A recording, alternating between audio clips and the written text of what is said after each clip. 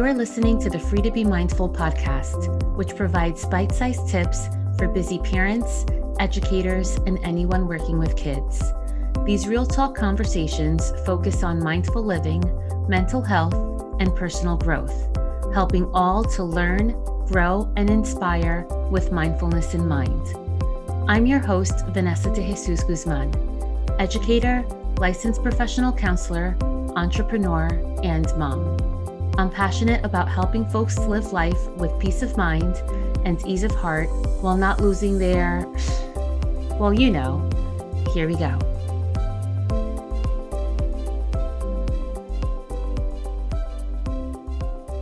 Hello and welcome back to the Free to Be Mindful podcast. I hope that you're feeling good, looking good, and doing better in this world than you were yesterday. So I've got to tell you, a couple of days ago, last week, I guess, I recorded a podcast before going away for a couple of days on a family vacation. And when I went to edit it, all I had was my face because I also record the videos for YouTube and no sound. I guess I must have left the mic muted. I don't know what happened. And now I don't remember what I talked about because I didn't write anything down. I posted about it on Instagram because my son actually saw me beginning to edit it. And then I was saying out loud, like, what was it that happened to that podcast?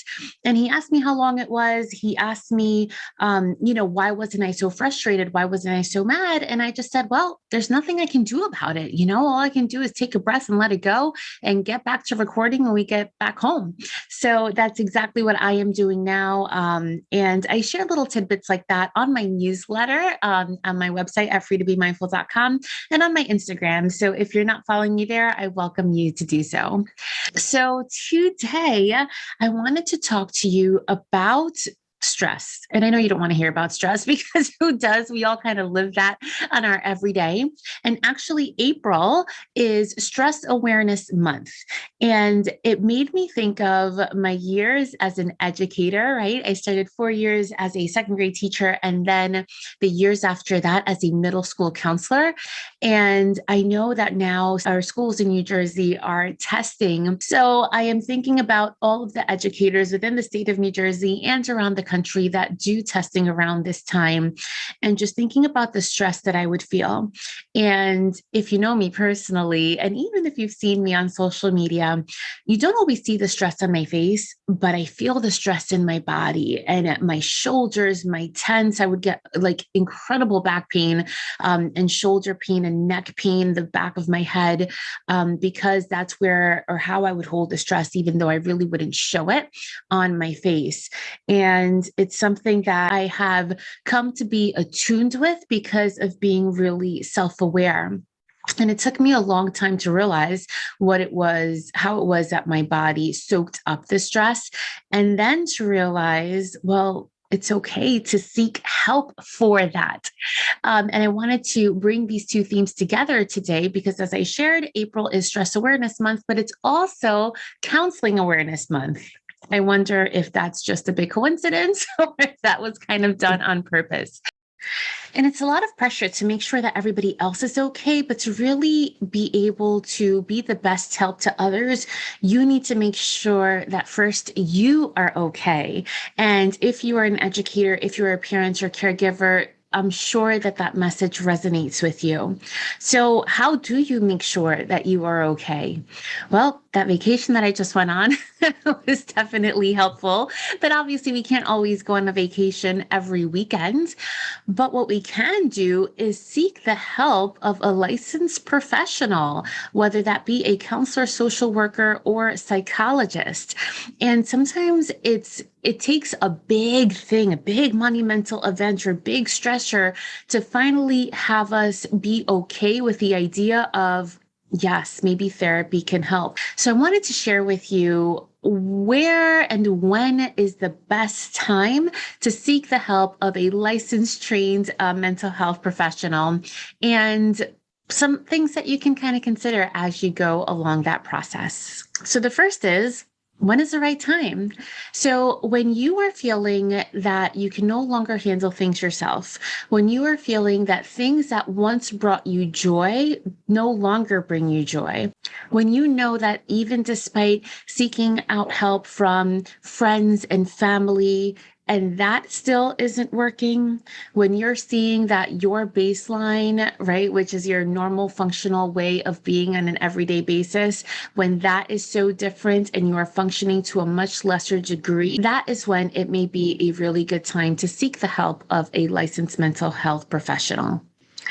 And then you may even think, well, who is it do I seek? Do I seek a counselor or a social worker or psychologist, psychiatrist? There's so many options. So all four can provide some kind of therapy, and their specializations can differ based upon certifications and niching and areas of specialization. So, where do you look for this mental health help?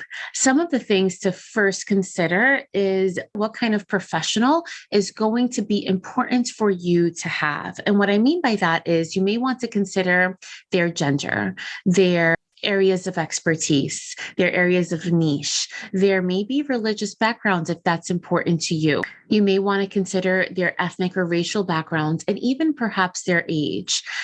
And then you can look online. Now, it's a lot. It may be a lot to just go onto Google and say, a therapist in my area. You can do that, but there are also a lot of different directories that are specific to the counselors and to the issues that you may need help with. So, for example, a general directory is psychologytoday.com. There's also Latinx therapy or therapy for Black girls. There are also other directories that are inclusive based upon race, culture, sexual orientation, or just the way that you express yourself. So those you can Google and then go on to different directories. And you want to pay close attention as to where the professional is licensed in, the state that they are licensed in. So as we've learned from the last 2 years, we don't have to do things in person. If you like in person, definitely look for that. But know that many therapists right now are also offering telehealth. However, they have to be licensed in the state that you're in. So that's something that you may want to pay close attention to when you go onto these different directories. And a step further is when you go onto therapist websites. So I say the second step after finding the number of people that may be a good fit for you, the next step is to kind of stalk them a little bit. Check out their websites, check out their social medias, check out their YouTube channels, anything that they have out there. Now, not all therapists do have all of these different things out there, but if they do, check them out because that way you can get a sense of their personality, of their areas of specialization, and if it's somebody that you may vibe with. And finally, a big thing that goes into obtaining help from a licensed professional is the investment that it's going to cost. And some folks do work with insurances, and you may want to even start there if you do want it all covered by insurance. You can call your insurance provider or go onto their website or app, and they can give you therapists that are within your area. And I also suggest them to do the same. Check out their websites, check out what they specialize in, check out if they may be a good fit for you. However, there are many therapists that are out of network. And what that means is that they may provide you a super bill, which is a fancy word for a receipt for you to then submit to your insurance. And then you do that legwork and you get reimbursed directly. That means that you do have to pay for each session at the time of service head on, but then may get reimbursed afterwards, depending on your plan and deductible and a lot of different factors, based upon your insurance provider. It's necessary to understand that your mental well-being is a financial investment on your future, on your overall way of functioning and way of being. And help for a couple of months can be a huge impact for a number of years down the road. Now, keep in mind that providers can offer a lot of different services that may fit your different budgets. But so there is one-on-one therapy, but another option can be group therapy, which is for a number of weeks with people that have similar issues to yours. And there's also support groups, which are different from group therapy. So for example, I do offer one-on-one therapy. I offer social skills groups for kids, but then I offer an Amiga Mom support group, which is at a lower entry level of a financial commitment because it's a support group, which is different from a therapeutic group. A lot of therapists are also now offering courses and membership communities. There are a lot of different avenues that you can go down, but remember, it all depends on the help that you feel you need, and one-on-one is always going to be that highest level of care. And the last thing to keep in mind is that, remember, you don't need to marry your therapist. You can't marry your therapist, but you don't need to stay in a lifelong commitment to them. We go through different types of seasons, and in those seasons, we may need help with particular things. You may see a therapist for a couple of months during one season of your life, and then a number of years later, you may see another therapist for a completely different reason. So it's important to understand that this isn't forever and ever and ever, and that you always have the option of seeing somebody for 2 or 3 times. And if it doesn't work for you, or if they don't understand you, if you don't vibe with them, you can then seek another person. You don't have to stay with the same person if you think it is not a good fit for you. So I hope this conversation has shed light on the different things to consider when looking for a therapist, and where you might go to find a therapist. And then finally, what happens after the therapeutic process has started and where you go from there. Know that, again, this is an investment, not only financially, but one of time and effort into your overall well-being. And why wouldn't you want to be the best person that you could be? So with that, if any of this resonated for you, definitely make sure that you take a screenshot of this episode and tag me on Instagram, and we can continue the conversation there. And as always, it is my pleasure. Be sure to stick around for this short 2-minute guided meditation, and I'm looking forward to seeing you again next week.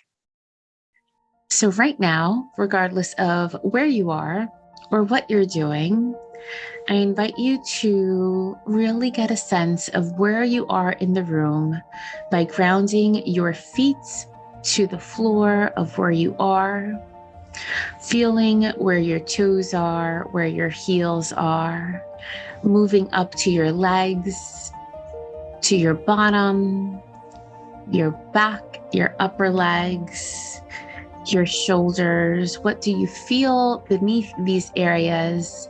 Is it soft? Is it hard? Is it comfortable?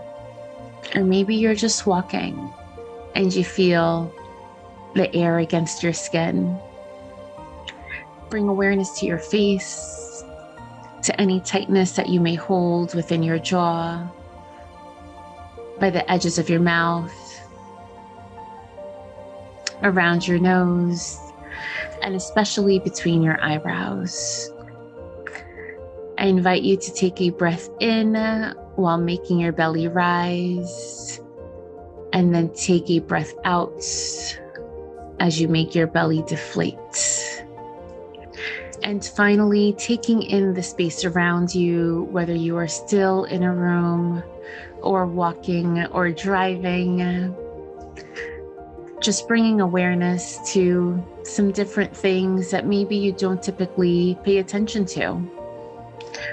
Perhaps it's the smell of the room that you're in, or maybe the outside sounds, the wind, and finally the sights.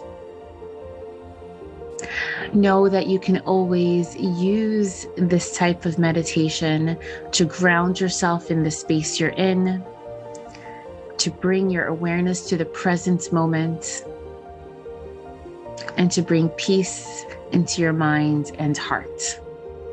Have a great week.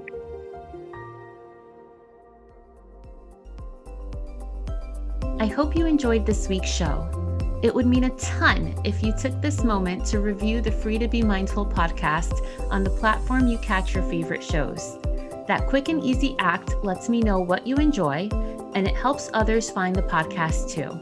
And of course, don't forget to subscribe so you can listen along next week. In the meantime, I welcome you to catch me on social media at Counselor V de Jesus. And as always, remember, in a world where you are free to be anything that you want to be, you are always free to be mindful. Catch you next week.